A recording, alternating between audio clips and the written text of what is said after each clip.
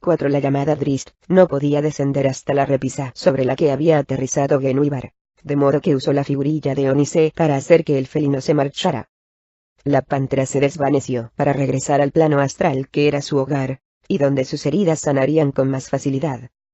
El Drow vio que Regis y su inesperado aliado gigante habían desaparecido de su vista, y que Wulfgar y Catti-brie avanzaban para unirse a Bruenor, situado más abajo en la repisa inferior del lado sur, donde el último de los gigantes enemigos había caído. El elfo oscuro empezó a abrirse paso con cuidado hasta ellos. En un principio creyó que tendría que desandar todo el camino hasta llegar al punto de partida inicial donde había dejado a Wulfgar. Pero, merced a su increíble agilidad, y la fuerza de sus dedos entrenados durante décadas para realizar todo tipo de maniobras con una espada, encontró las suficientes repisas, rendijas y simples superficies en ángulo para conseguir descender, junto a sus amigos. Cuando llegó hasta ellos, los tres habían penetrado en la cueva situada al fondo del saliente. Esas malditas cosas podrían haber tenido más tesoros, si pensaban defenderse con tantas energías, oyó quejarse a Bruenor. A lo mejor por eso exploraban el camino, respondió Catti-brie. Habrías preferido que fuéramos tras ellos en nuestro viaje de vuelta del hogar de Caderly. Tal vez entonces habrías encontrado riquezas que te gustarán más. Y quizás unos cuantos cráneos de mercaderes haciéndoles compañía. Bah, bufó el enano, provocando una amplia sonrisa en el rostro de Drist. Pocos en los reinos necesitaban riquezas menos que Bruenor Batleamer, octavo rey de Mithril, y no obstante su voluntaria ausencia del lugar y jefe de una lucrativa colonia minera en el Valle del Viento Helado. Pero Drist comprendió que no era ese el motivo de la ira del enano, y sonrió aún más ampliamente cuando el propio Bruenor confirmó sus sospechas. ¿Qué clase de dios perverso nos obliga a enfrentarnos a enemigos tan terribles, y no nos recompensa siquiera con un poco de oro? Rezongó el enano. Sí que encontramos algo de oro, le recordó Catti-brie. Drist, que entraba en la cueva en aquellos instantes, advirtió que la mujer sostenía un saco bastante grande rebosante de monedas. Cobre en su mayoría, refunfuñó Bruenor, dedicando al Drow una mirada de asco.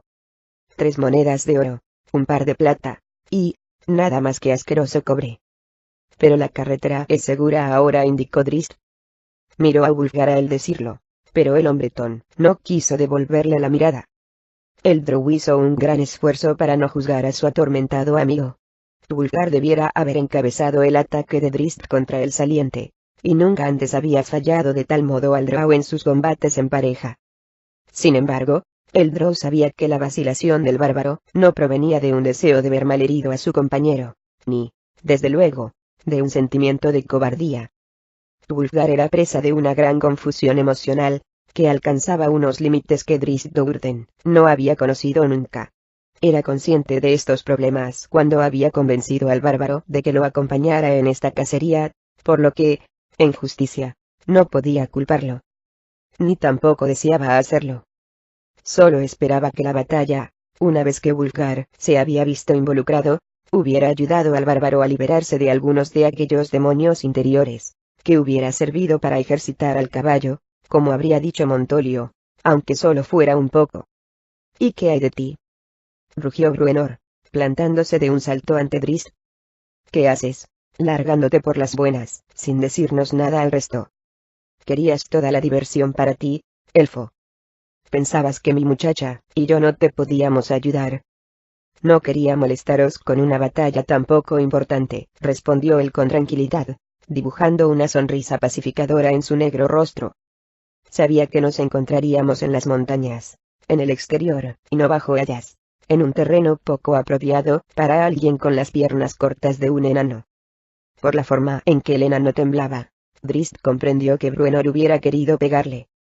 «Bah», se limitó a rugir Bruenor, elevando las manos al cielo al tiempo que regresaba hacia la salida de la pequeña cueva.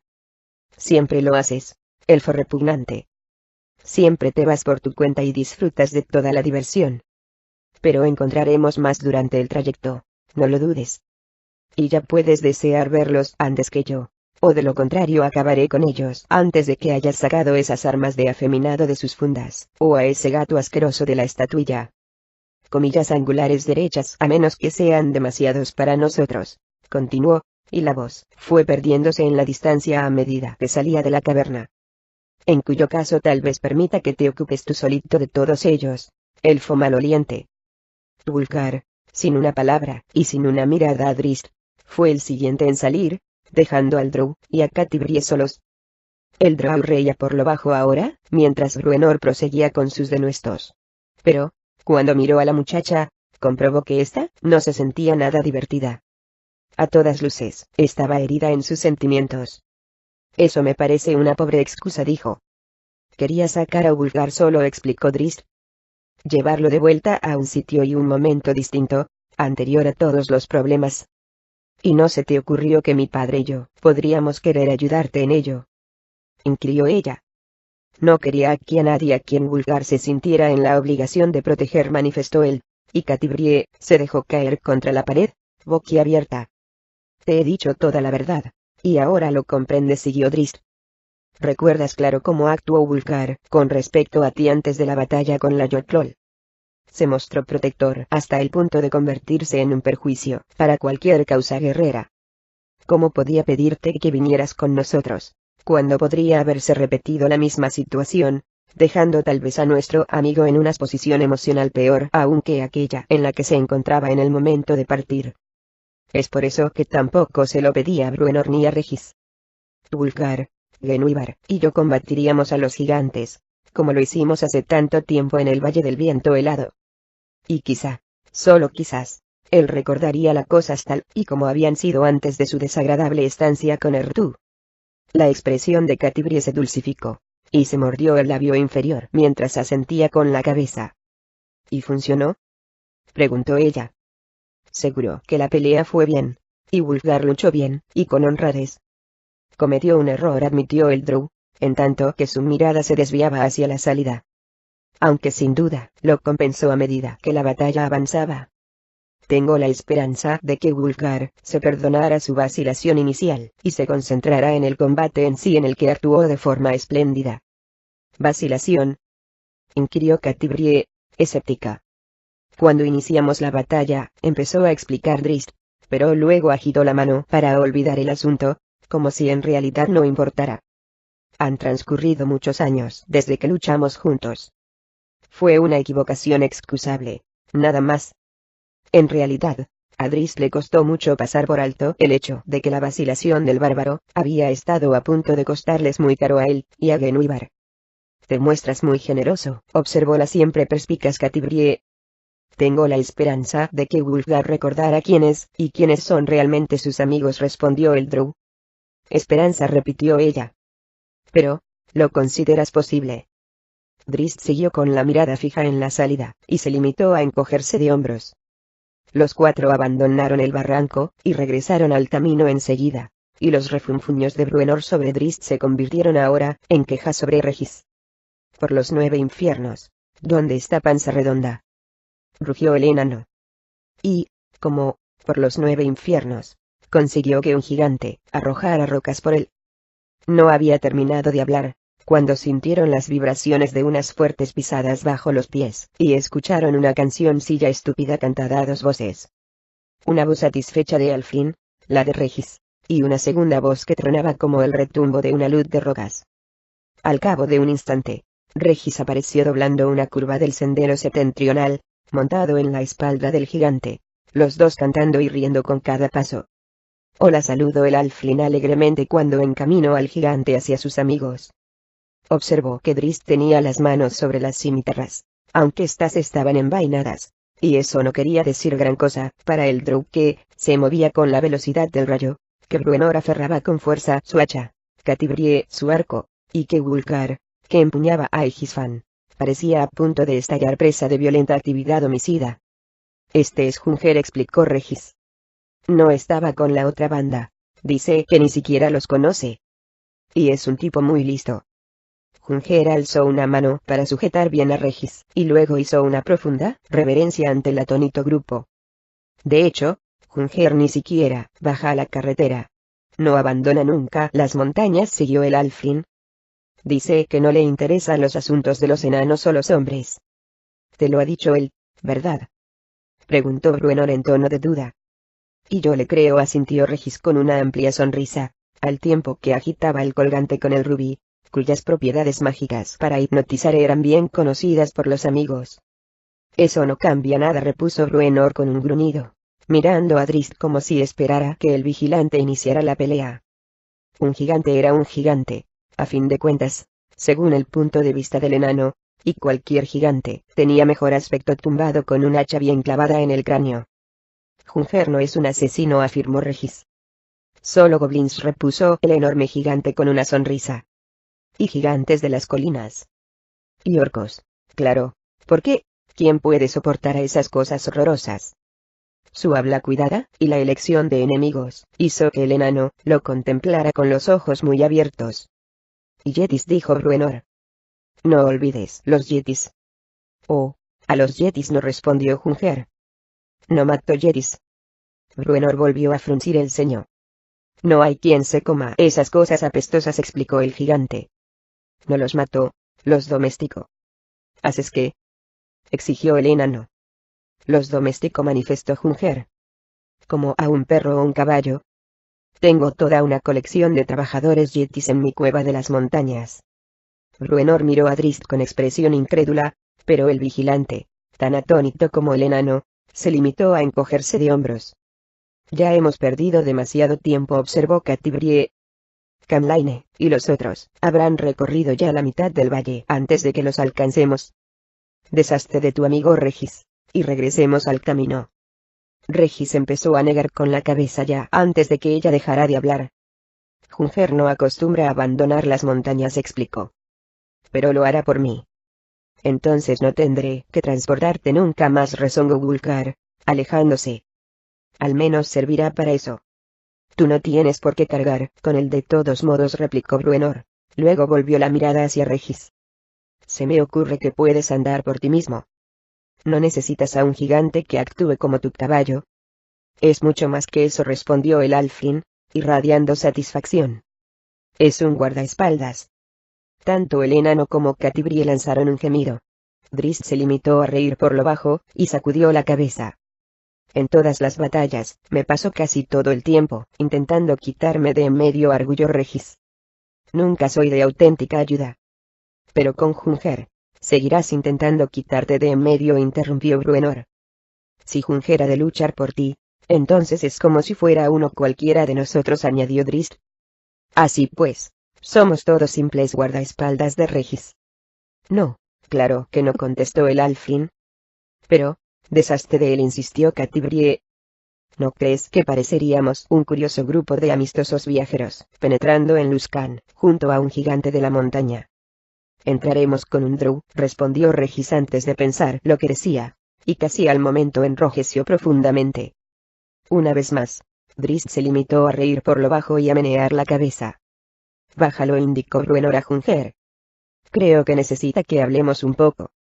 No debes hacer daño, mi amigo Regis, advirtió el gigante. Eso no puedo permitirlo.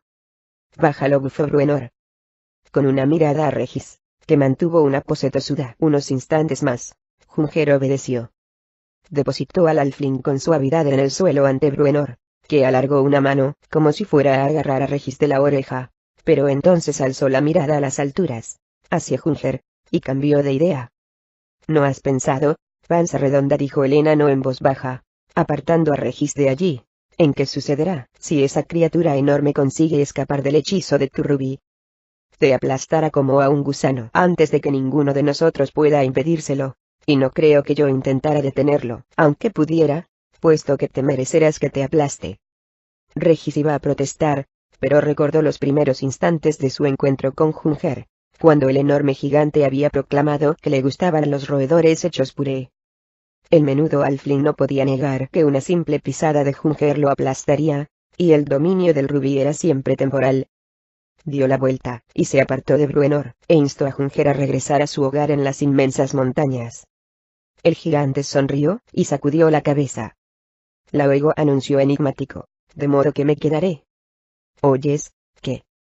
Preguntaron Regis y Bruenor al unísono.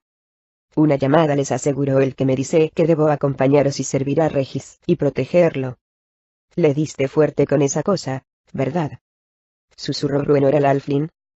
Yo no necesito protección, dijo Regis al gigante con firmeza. Aunque todos te agradecemos tu ayuda durante la batalla. Puedes regresar a tu hogar. Es mejor que te acompañe, porfió Junger, volviendo a negar con la cabeza. Bruenor lanzó una mirada furiosa a Regis, pero el Alfrin no supo cómo responder. Por lo que sabía, Junger seguía bajo el influjo del colgante. Que Regis siguiera vivo, parecía prueba de ello, y, no obstante, estaba claro que el monstruo lo desobedecía.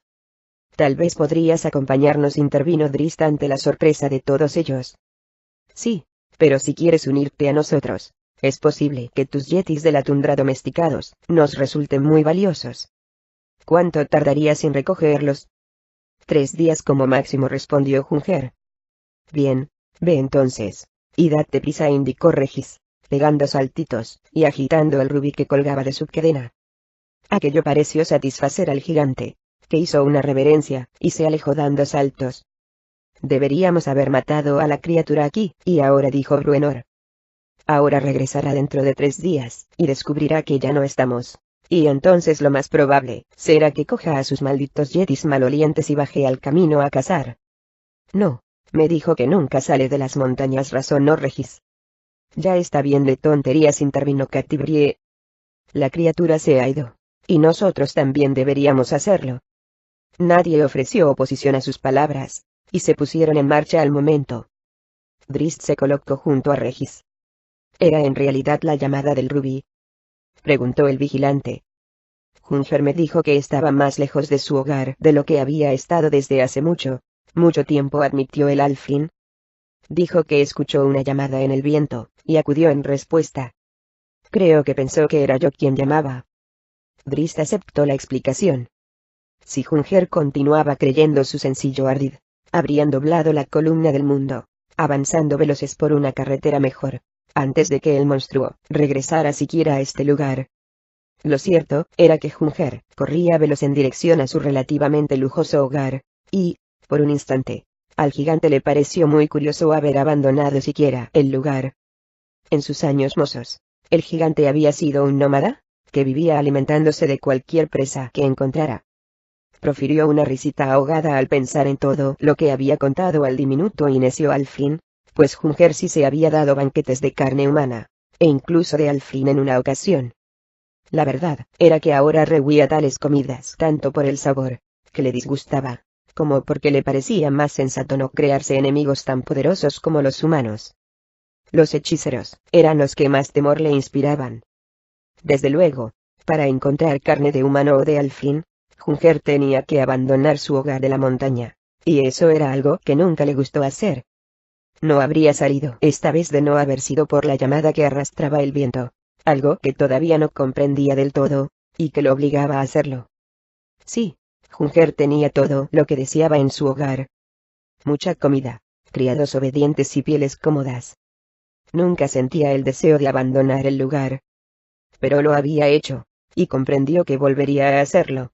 Y, aunque le parecía una idea incongruente al nada estúpido gigante, sencillamente no podía detenerse a meditarla. ¿No ahora? No con aquel zumbido constante en el oído.